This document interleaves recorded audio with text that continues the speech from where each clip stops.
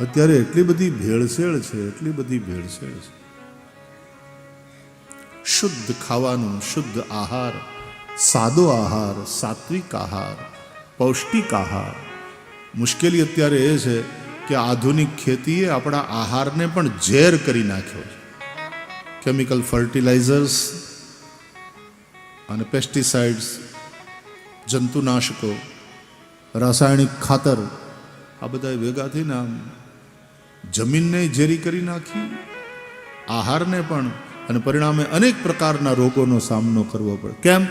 આપણા માટે રૂપિયો મોટો થઈ ગયો, રૂપિયો મોટો થઈ ગયો. માણસ કરતાં પણ રૂપિયાનું મહત્વ અતિશય વધી ગયું. માણસ વેચતો નથી, માણસ રૂપિયા ખાતર વેચાઈ જાય છે. સ્થિતિ આ બની છે. એટલે દરેક વસ્તુમાં ભેળસેળ. નાળિયેરના પાણી સિવાય કાંઈ શુદ્ધ મળતું નથી.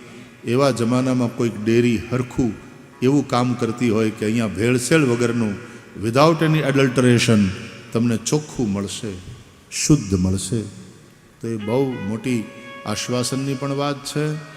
એ મોટી આશા જગાડનારી વાત છે. અને આ પ્રવૃત્તિ સ્વાભાવિક રીતે ગમે.